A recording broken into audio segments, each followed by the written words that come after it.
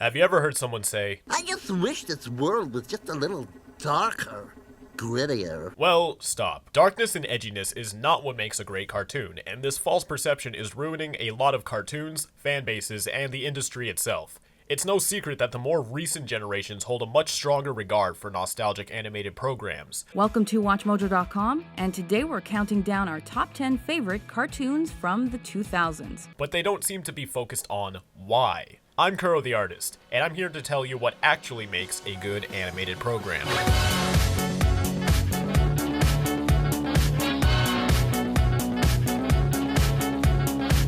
Ever since their creation, cartoons have mainly been used for a sheer form of entertainment. They were short, comedic clips either to occupy audiences or inform them via public service announcements. Aside from animated features, they were never really taken seriously as a form of legitimate art and entertainment, at least not nearly to the degree that it would one day become. Characters were always one-dimensional and existed to serve the story and guide the audience through their weekly shenanigans.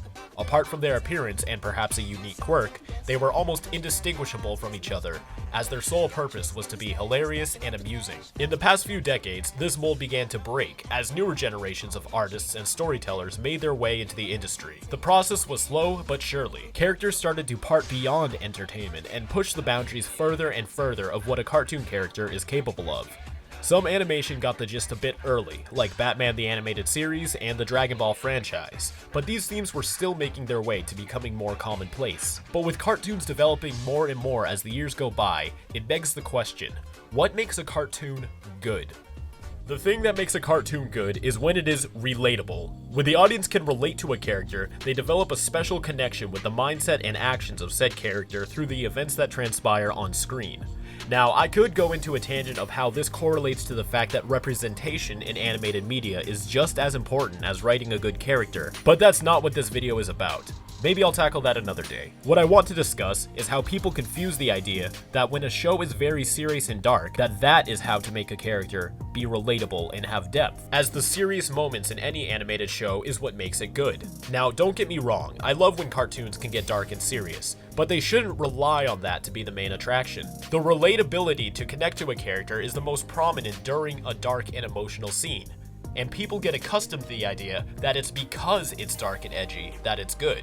We get a sense that in order for a character to fully prove themselves to define their morals and personality, they must suffer tragedy and pain, and the showrunners need to metaphorically rip out our hearts just to get a reaction. I would argue that you can have a strong, well-developed character with almost zero dark and serious moments, and the audience would relate to and feel the same amount of connection as if it did. To understand this further, let's take a look at some cartoons where the characters don't exist in a reality where the stakes can take place, yet they still have fully developed personalities that the audience can personify themselves as. Take a look at shows like The Weekenders, Hey Arnold, Doug, and Recess. These shows are akin to sitcoms. They follow these characters through their everyday lives, and that's the show.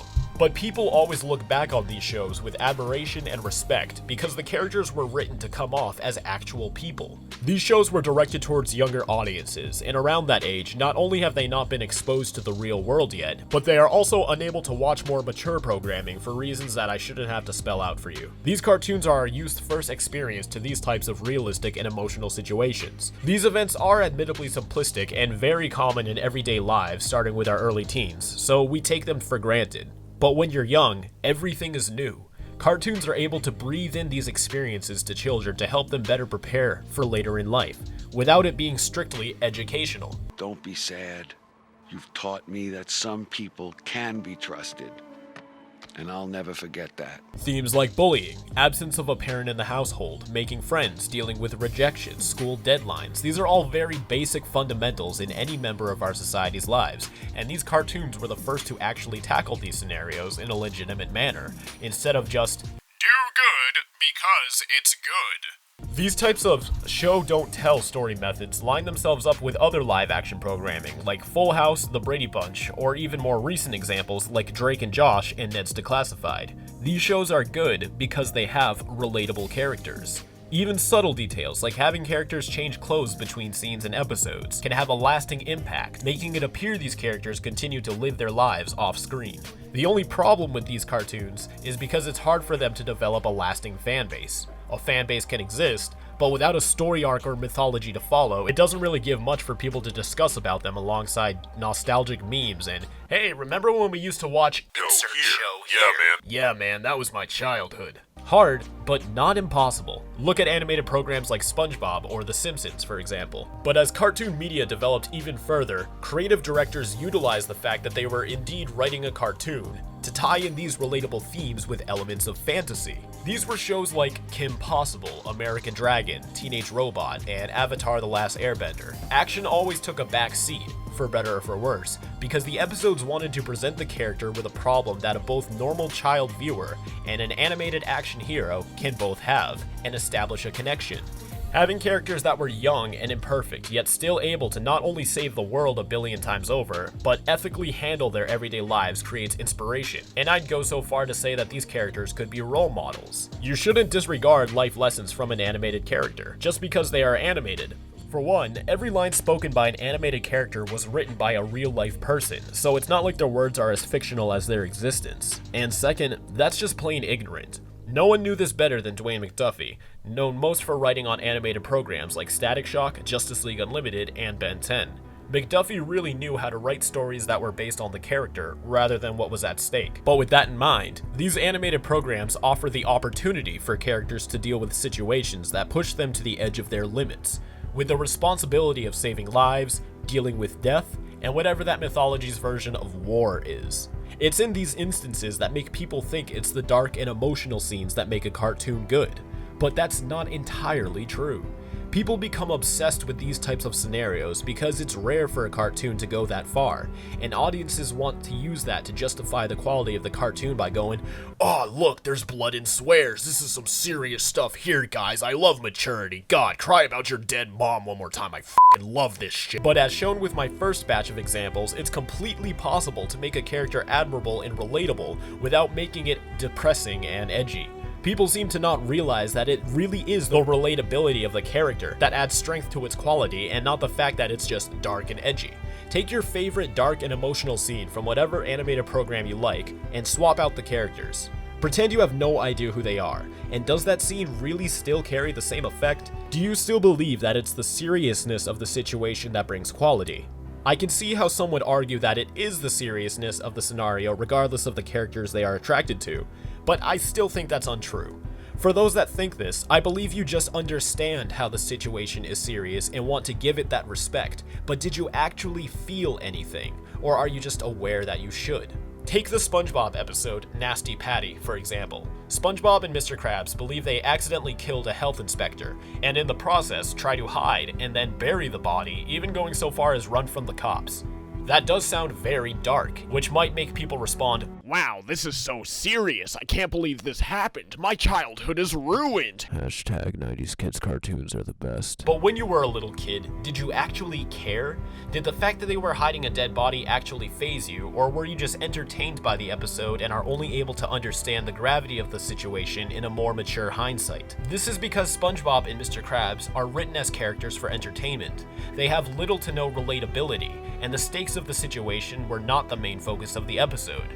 There also seem to be relatively no stakes, as you can guarantee that whatever happens to SpongeBob and the gang in one episode, they will be completely fine in the next, due to its episodic format. Same thing with basically every Invader Zim episode. Of course it's very dark and screwed up, but is it really so horrible that it affects you, or do you just know that it should affect you because now you're old enough to understand what's happening? Similar to the seemingly fragile nature of our society in regards to emotion, a lot of people are aware how something should offend them, but they don't actually feel offended. They just understand the situation enough and want to act upon it because they feel like it should be affecting them, but in reality it doesn't. Just saying. This creates the misconception that it's the seriousness and shock factor people are attracted to, and this is starting to affect writers as well. They believe that the more they can shock you and make you cry, the better their show's writing is. They begin to focus more on the themes and situations of the episode rather than ensuring the audience connects to and actually cares about the characters on screen. When you're watching an animated program and are presented with a situation of conflict, yet you don't really care what happens to any character as long as you get to see how it turns out, either the writer did not do a good job exemplifying someone's moral stance and motivations, or this is not a character-driven plotline. Of course, there is nothing wrong with plot-driven or thematic storytelling, but when it comes to animated cartoons, the strength comes with the characters, and it's very challenging to try to create a thematic story when you have all of these characters yet don't utilize their personalities to define the situation. Because writers get a little too obsessed with relying on more dark and serious moments in their show to attract viewership, the younger audiences can't really relate to what's happening anymore and they stop watching. A lot of shows get their budget from toy sales, and if kids don't watch the show, they won't buy the toys, and they fail. This causes networks to think that their shows are too dark and gritty, and try to overcompensate by making their newer shows more comedic and goofier in hopes of attracting younger kids. But this in turn makes them even more unrelatable. This is where shows like Teen Titans Go, Uncle Grandpa, and Kid Danger come into play. They believe their previous shows failed because they were too dark and gritty, so they made them strictly comedic, trying to fix the problem. But when looking everything over from a general perspective, the shows didn't fail because kids don't like dark and gritty. They failed because they were only dark and gritty and not relatable. So to make newer cartoons more happier and comedic, but still lack the idea to make them relatable, completely misses the point where the sudden rise in success that animated programs came from. 90s and 2000 cartoons were so successful because they cared about their characters, and action cartoons used dark and gritty moments to help the audiences connect more with the characters. Danny Phantom is a perfect example. It is a well-balanced hybrid between realistic and relatable characters, and action-packed excitement with stakes that actually matter. For more thoughts on that, I'd encourage you to watch my video, Why Danny Phantom Was Cancelled, where I sit down with Butch Hartman and fellow fans of the show and discuss its legacy as one of the greatest cartoons and how its cancellation came about. I'd also like for you to check out 5 Years Later, a crossover continuation of Danny Phantom and Ben 10, to give them the justice they deserved when networks pulled the plug. If you agree with my stances on how to write a good cartoon, then this comic is definitely for you. Thank you for checking out my video. My apologies if it is not as streamlined and well written as my other videos, as I did the entire script, recording, and editing in a single day, as I am very busy animating the pilot for Butch Hartman's new show Elf Detective, and final illustration for the next chapter of 5YL. You can keep up to date with all of my projects on all of my social media, as well as joining my Discord to meet other passionate cartoon fans. And as always, keep it fizzy. Huh. You know about that? Of course! I'm the biggest Ben 10 fan that ever existed.